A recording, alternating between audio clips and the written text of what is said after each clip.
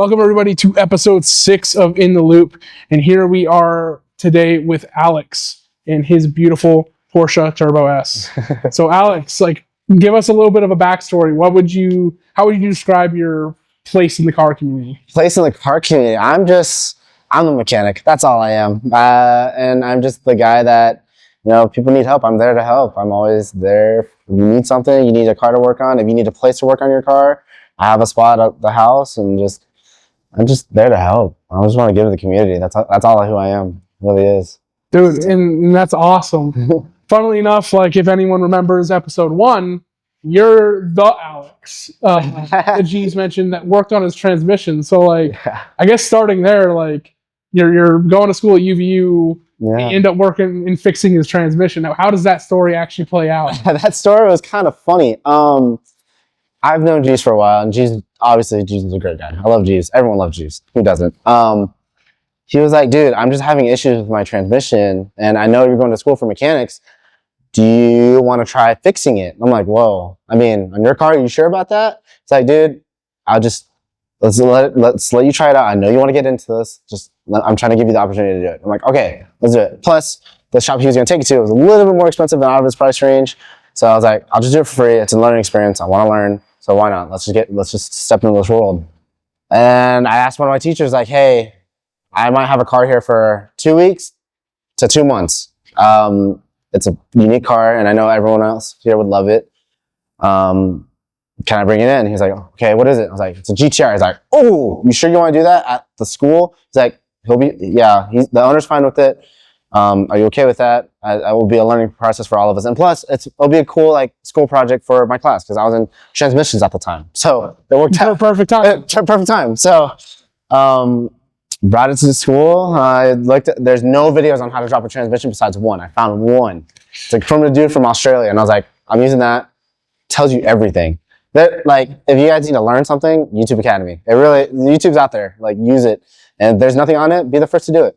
That's how I see it. Anyway. For sure. But did that, and I got in touch with PPC over in West Valley, and they kind of helped me out learn the ins and outs of it. And, I got that transmission down, and it took me basically 3 class periods, but it took us a month to basically get that thing actually down and up. I dropped that transmission 3 times to figure out what issue it was. So what the issue was is that there's a pressure solenoid on there, and if it goes out, it over pressurizes the clutch, and it'll snap the clutch basket. So the first time I changed the sensor, threw it back together, car didn't move. I was like, everything's back together, what happened? Second time, dropped it, double checked the sensor, and then I checked one of the plugs, the plug pin was pulled out. I was like, I can't fix the pin, so I had to order that part. Threw it all back together, still didn't work. Third part, I was like, all right, Brad, I'm gonna FaceTime you, you gotta just show me what's going on. He was like, all right, check this out. Got the clutch basket, I looked at the clutch basket, it was just free spinning. I was like, that's not supposed to happen. So got a new clutch basket, threw it all back together. That's when I fixed the GTR. Dude, I mean, if it works, it works. It works. Obviously saw that it works. Yeah. With his crazy exhaust on that thing. I think I still have hearing damage. Oh yeah, the pops and bangs on that exhaust is ear numbing. It's insane. What he did with that car is nuts. And I don't care for pops and bangs. I mean, I have pops and bangs on my other car, but that makes me love the car more. It's just Jeeves. You know what I mean? Yeah, it's Jeeves. It's one of those things where it's a pretty classy build. Yeah. All things considered, it's not like a super done up exterior wise GTR. It's a clean, well done OEM plus. Right, OEM plus. But then he starts it up, and you're like, this thing's insane. Yeah, it's a rowdy car. I love driving that car, and the flame. I've never had a car that does flames. I've never driven a car that does flames, and Jesus' car was the first. I'm like, okay, I get it. I get it. Get it, right? I had a 2002 or whatever Mini Cooper S that was straight piped and shot flames before I even modified anything. It still had a cat, and it still shot flames. That's awesome. Yeah, I want my car to do that, but that takes a lot more. It takes because your car. Let's talk about that. That would be the Subaru, right? Yeah, I drive a 2021 Subaru Wrx STI. So, and that thing's sweet, also white, super clean. Yeah, I'm a white. I love white cars. When cars are white and they're clean, they're perfect in my eyes. I think to show off the body line's great, and Yeah. it gives you room to like play around with some other colors and stuff, and like we'll touch a red on the brakes, or you can go yellow, whatever. Yeah. Like I have highlighter. It comes with the OEM brakes, so like highlighter, green, yellow with the STI. So it just works. I remember I like took a photo of a silver one, Mhm. and I remember making it my phone background at the time Yeah. because I took like a sick like black and white, but just the brakes was colored Yeah. because like. That's just unique. I don't see any like Porsche. I know Porsche does it for sure, but like I feel like the STI is more of a commuter car. Like it's just commuter with a little rowdiness, but Yeah, so and fun car. you have kind of the special version of that too with the STI. Yeah, for And so sure. just a little bit more rowdy, a little bit more raw. But obviously, you have great cars now. Like, where did that start for you? Like, were you always in the cars? And I was always into trains. Trains. I loved Thomas the Tank Engine back then. Hey, let's go. I was told I want to be a conductor when I grow up, and then found Legos, and I was like, oh, I want to build a Lego train. And then my mom was kind of in the car scene, same with my stepdad at the time, and he owned a G35. And at the time, I was 4. I didn't know what it was. I was like, it's cool, it's rowdy, it's sick. And as I like grow older, you get closer with family members and stuff. And my uncle owned a Lexus GS, and he's just like, dude, this like it's a cool car. I was like, this is a sick car. Yeah. And then that kind of just spiraled. Then I played Need for Speed Hot Pursuit 2. I drove the Lamborghini Murcielago, and I was like, all right, I'm a car head. And then went to my first ever car meet in Texas, and at the time, like, there was still Texas 2K. It was still rowdy. It was a bunch of 1,000 horsepower cars, Mustangs, Corvettes, whatever you want to call it. And I went to meet with one of my uncles, and then I found out there's a Cars and Coffee, and that was where the more high-end cars. So there's Lambos, Ferraris. It kept going. It was a small snowball and just kept going down the hill. And I love it. And now here I am. I mean, I see cool cars. I work with cool people. I work with cool cars. So it's a huge part of your life. Yeah, cars is my life. Like, if you want to know how much of a nerd I am, I can tell a car by sound.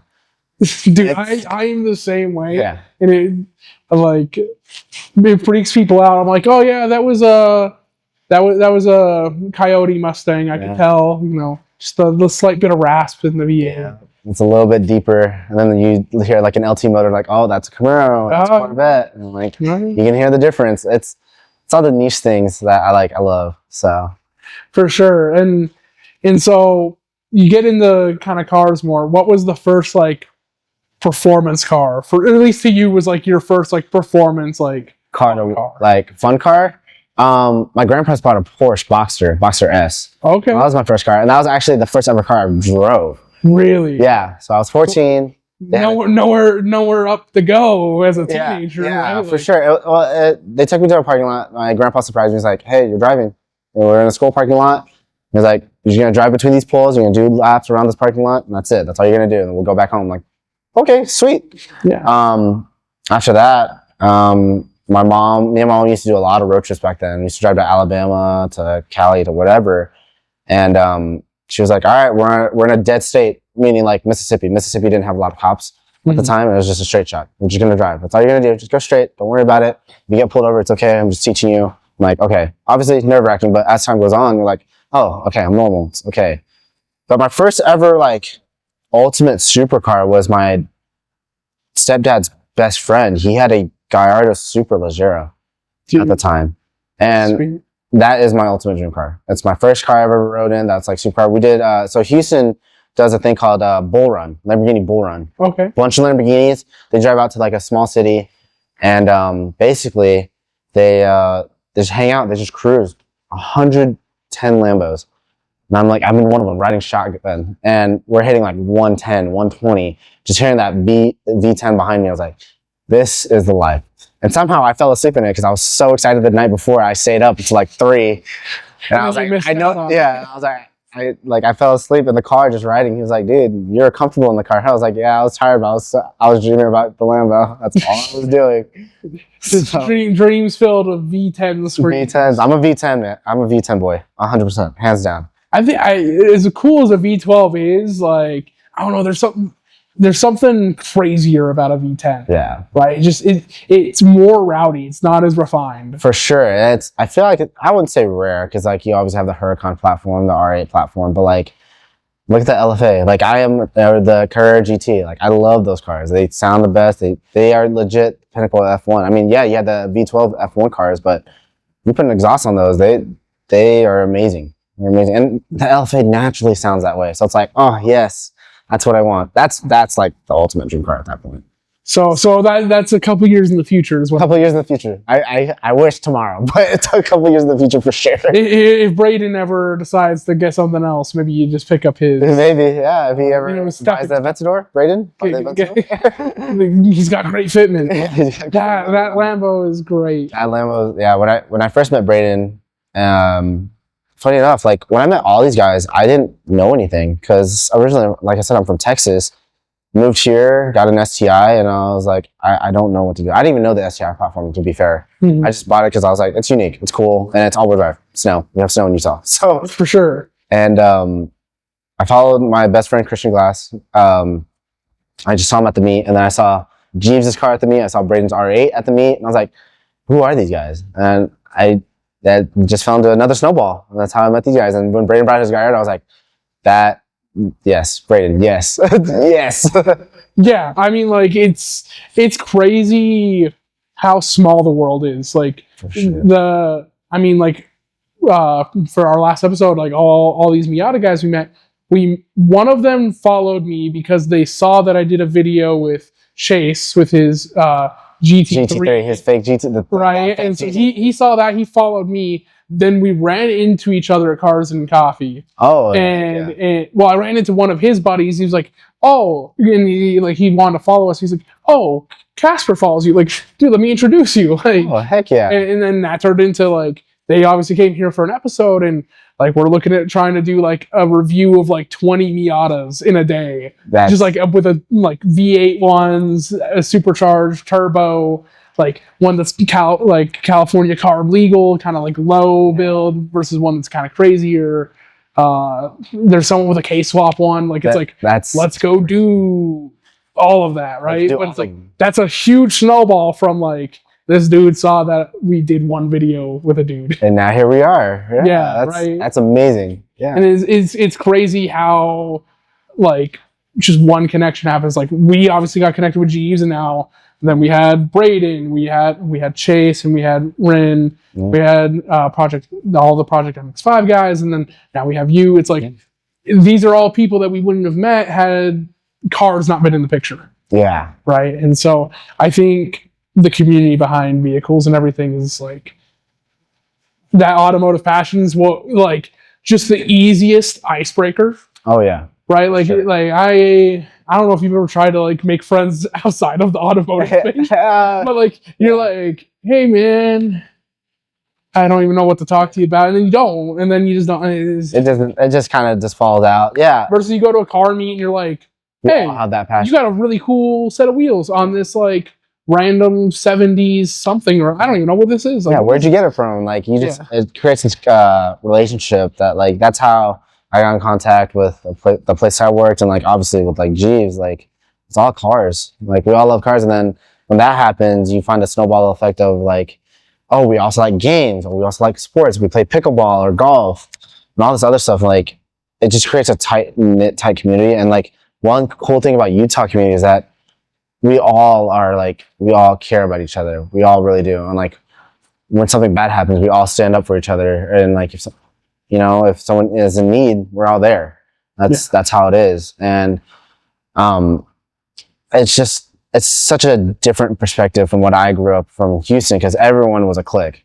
Like you had the Mustang boys, the Camaro boys, and then you had the muscle car group that like loved both sides. And then you have the split, and then you have like the exotics, and then you have the Miatas, or you have all this other stuff. There's always a niche. All the Honda boys. Yeah, the Honda boys. But now Utah is legit like, oh, we have the Tacomas, but we also have the Porsches all together, or vice versa, I mean, like, let's use Cars and Coffee as an example. Like, we pull up, and like, there's the Tacoma we're in. There's like a Corvette here, a Mustang here, a Camaro over there. There's like a BMW next to us. There's like some classic in the same line, and like we're at the back of the line. Like then you go further up, and like there's a Porsche 911 next to a Miata, next to a McLaren Senna GTR. Yeah, it's like it's the point is that like it's not like, oh, we're putting these cars over here. It's just like, no, just like park, like show up, like get Stradman's Lambo just showing up randomly, and like I don't even know who was driving it because it wasn't him. Yeah, it was Josh. Josh drove it. Yeah. And he shows up, but there's a Porsche 911 GT3 RS behind him, and there was someone else in front of him, and like I think an Audi when he first pulled up, and it was like, and they're all just hanging out. Like it's like it's not, there isn't just like a, you need to go be with your people. Like we were running around just talking to people, filming and like some interviews, and it's so fun. And just like, hey, tell me about your Miata because I see that it's got a turbo kit. Like, that's sick. A turbo Miata is like, that's my teenage dream car. Right? I told myself I wanted a Porsche 911 that was air cooled. Knew I couldn't afford that. Miata was the next best answer, right? Yeah, for sure. They're the same thing. Yeah, same thing for sure. Another example, like I was driving here and saw a beautiful EK Honda Civic hatch. And I was like, it was pretty. It was yellow. I love yellow. My favorite color is yellow. I love white on cars, but yellow is like my ultimate favorite color. He had a beautiful EK yellow hatch, and I drove by, gave him a thumbs up, and he gave me a thumbs up, and we're just chilling. There's no like, ew, what is that? I'm like, no, that is sick. That is a sick car. No, even going to that point, like when we were just filming with the Miatas, like we're in the canyon, and this like couple in a Porsche Panamera that's like, it's like a Panamera S, like pull up and they're like waving us, and like they're doing like the headlight thing, like with their hands, like as they pass us while we're filming. It's just like anywhere else they'd be like, it's just a bunch of people in like cheap JDM cars, and I'm in a Porsche. Like, nah, I don't associate. No, it's just like cool. Everyone's about it. Yeah, everyone in Utah is all loving and caring about each other. So it's an amazing time here in Utah. Yeah. So you mentioned briefly where you work. Yeah. So you're a mechanic, but you're a mechanic for a pretty cool company. Yes. So what's that like? So I'm a mechanic at Car Guys Motors Service. We basically specialize in any car. We can work on any car. We have a 67 Mustang over there. We have a Lamborghini Huracan there. We've done Porsches. We've done, Ford Raptors, Tacomas. We do anything. And then there's the sales side of it, which is Car Guys Motors, and they specialize in, luxury, high-end, third party, but they do it correctly. I wouldn't say like other companies do it like the wrong way. I feel like the experience of buying a car there is just so much easier and nicer. And that's where I found this beauty next to us. It pulled into the shop, was like, we're having that one. I want that one. And they just made it super simple and easy. But yeah, I've been there for about 9 months, and I got it basically through Utah Car Community, specifically Jeeves. Like we mentioned earlier, I worked on Jeeves R35, and that was kind of my gateway into like the mechanical world. And I met the owner of the service side. He was like, and I told him, I pulled up and I went, funny enough, another car meet. Went to a car meet grand opening for a buddy of mine that I used to work for. She owned a detailing shop, and I worked with her for a bit. And I pulled up in Jeeves GTR because I just fixed it. And he was like, oh, I can't make it, just take the GTR. I was like, okay, sure, I'll be there. I pulled up there. Car Guys partnered with them for a couple of detailing stuff, and met the service side. He was like, oh, where's Jeeves? I know Jeeves. Where's Jeeves at? And I was like, oh, he's not here. He's out of town. I'm his personal mechanic. He's like, what do you mean personal mechanic? I was like, oh, I'm the person that worked on Jeeves' GTR. I fixed his transmission. He's like, oh, really? You did that? And I was like, yeah. He was like, oh, how did you get into that? Same spiel, school. I'm a mechanic at school, and I just want to learn. He's like, I'm looking for someone. I need someone. It's just me at the shop. We've been open for almost 9 months now. Come by in a month and a half, just look at the shop, see if you like it. Went by, he's like, you down to help right now? I was like, yeah, I'm down to help out. Let's do it. First car I touched, blue Lamborghini Huracan. I was like, yeah, all right, let's do this. Yeah, all right as well. You're handing me the keys to the kingdom here. Yeah, so like, I guess it's your insurance. I took it and I ran with it. Since then, I've worked on almost everything, not a hypercar level, but GT3 RSs, Turbo S's, Huracans, Aventadors. Like cars that for most people are top of their list, right? Because I think a lot of people that don't view supercar ownership is like doable, like still think of like a GT3 RS as like the pinnacle, right? Like even though there are things like Aston Martin Valkyries of the world and stuff like that, right? But dude, those are still crazy cars that most people would be like, that's insane. Yeah, that's insane. And every day I wake up with a smile knowing that like, oh, I'm working on a BMW M5 today. Like I'm ready. Let's do it. It's sick. Like I want to learn. I'm ready for it. Let's do it. So yeah, it's such a fun job, and like the way my coworkers are amazing, my boss is amazing, my two bosses are amazing, and it's just, and I've never had a job that treats me so well. This is my first ever job that's like, no, let's go to a basketball game, and I got courtside seats. I'm like, whoa, like my other jobs never did that. Yeah. So here I am, you know, just I'm taking it, I'm running with it, I'm blessed to have it. It's been an amazing journey. I can't wait to keep going with it. So yeah, excited to see where that takes you. Yeah. Is there a goal for you car wise? Like, I mean, we talked about the Lamborghini, but like, do you want a whole collection of stuff? Like, what does the dream automotive the dream like to you? So it's like the 3-car garage. What are you taking? Oh yeah, actually no. Let's just do that. Okay, we need daily driver. We need the off-road practical vehicle. We need the weekend. That's such a hard question because like I'm a car enthusiast. I love every car, whether it's I won't say PT Cruisers are unique. I will give it that. I mean, the turbo ones are kind of cool. Yeah, the turbo ones are sick. They're SRT4 engines. Yeah, they're neons. Man, daily. I mean, I love my STI. I really do. It's a daily car. It has enough oomph, and I can still modify and JDM modify. The ultimate supercar. It's hard because, like I said, I love every car. I would either want an LFA or a Superleggera. Pick or choose, you know. Okay. We could take a 50-50. You can take a 50-50. Flip a coin. We'll flip a coin for that one. Whichever one you can get a better deal on. Yeah, for sure. For sure. In a theoretical situation. Yeah, and then off road, man. Oh, ooh. Well, I mean, off road / something like special / parts haul, like the practical vehicle. Doesn't need to get good gas mileage. Yeah, it doesn't need. I loved an R6. My family has been. I kind of grew up with an Audi for the past 7 years. R6 is fun. I love a wagon. Like I said, there's so many cars out there, and each one is unique, and like each one can be used for a certain situation. For that's sure, the hard part, but that's why there's. It's like how you only limit it to 3. Yeah, that's why you're limited.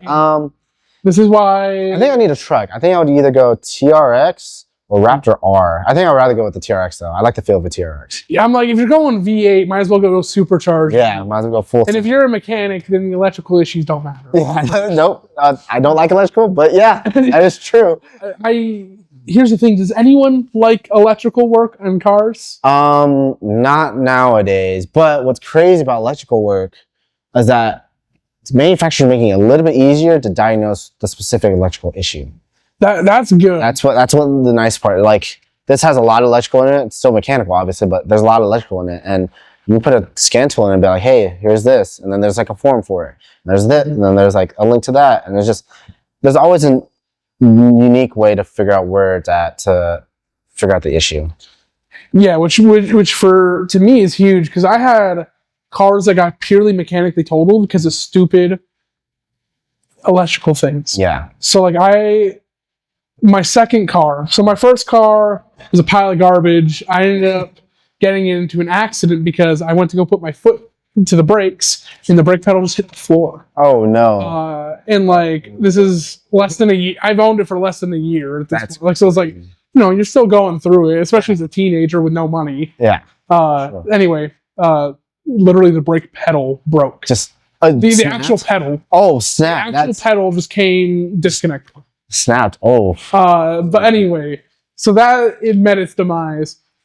Just as a temporary replacement, I bought a 1998, the first year of the new Volkswagen Beetle when it came out. The one where everyone put eyelashes on. Yeah. Yeah, so I got one of those.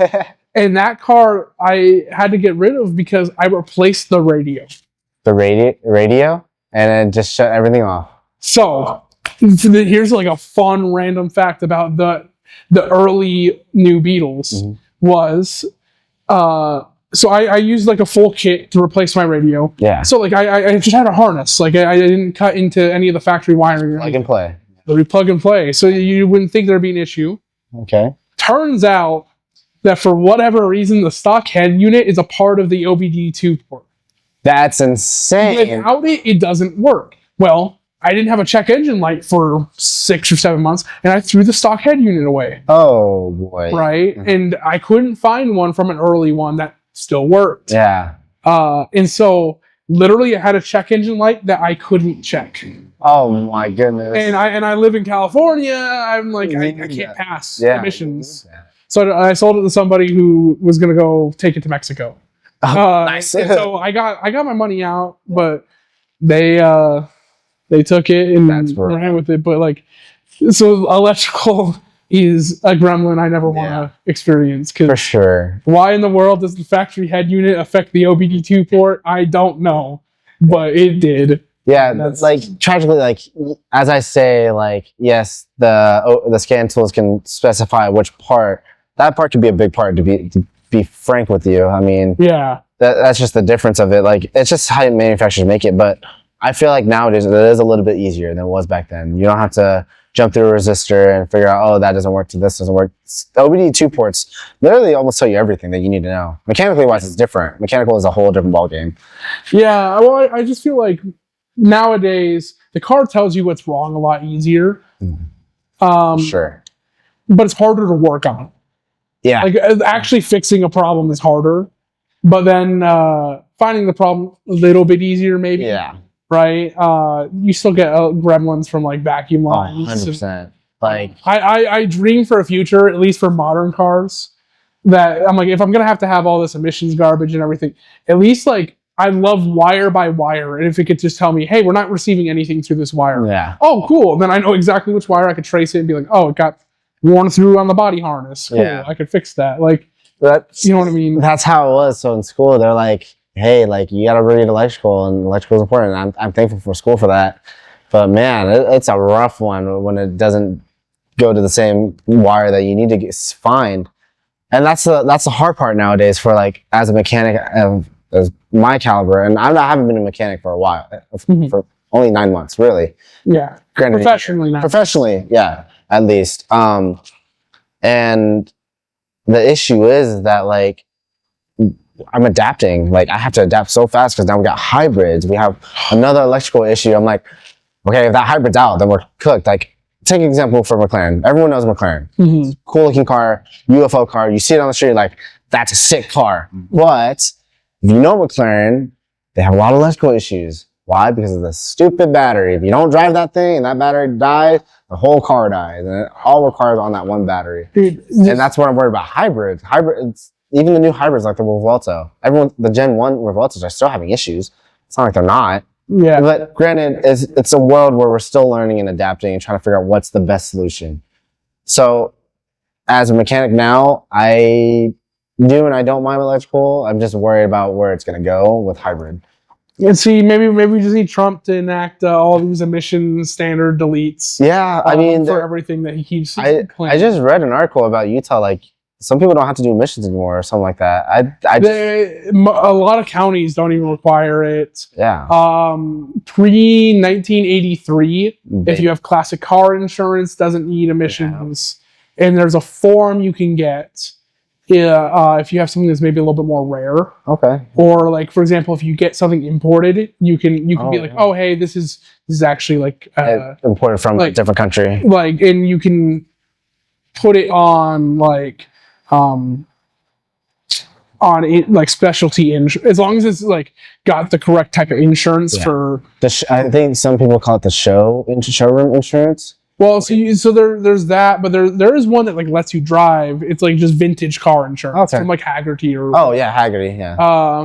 And so like you can do that on a lot of stuff, and like Haggerty is also probably good. And those types of companies are probably good if you're doing for sure 34 or something like that. Yeah. Right?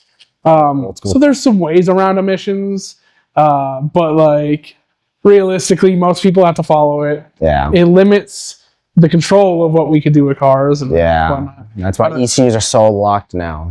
Every ECU. Which is insane to me. I'm like, it used to be, I know there was a whole era where you could just like plug into the OBD2 port and reflash the ECU. GTRs, STIs, like that, like 2010 to like 2019-ish, 2017, 18. Like, I think cars were just so easily tunable. I mean, Yeah. they really were. I mean, the Huracans came out and like everyone was like, oh, we broke the ECU on it already, let's do it. Like, you know, it's super easy. Now, like the 720S, I only know 2 people that can actually program it here in Utah. That program certain things. It's insane how locked they are. Even to take it down to something like more like regular, I guess. Like I had a 2019 Charger V8, like in the ECU on that, you have to like literally bridge pins next to the, like in a control unit by the battery. That's insane. To be able to unlock the ECU. That is insane. Whereas like 2 years earlier, same car, same drivetrain, like you could just tune it through the OBD2 port. Man, oh man. Yeah, that's where we're at. But that's hey, the world we live in. The cars are getting faster even with the emissions that we have. We really are. I mean, like I said, 1,000 horsepower Vuelto, the new Temerario, even the new like Scat Pack, the new Charger Scat Pack. It's the inline 6 twin turbo one. I mean, like for an inline 6, it's making crazy horsepower. 505, I think, or 550, something like that. I just watched Throttle House. They're coming out with like a hybrid of that too. Yeah, that's supposed to be like. It's like the electric drive train plus that, and it's supposed to be like 1,000 horsepower. Yeah, I'm like, cars are getting faster, and I'm thankful for electricity and instant torque. But man, I like old school. I like old school. I'm a super kid. I mean, I drive this V10. Naturally aspirated V10 is where it's at for sure.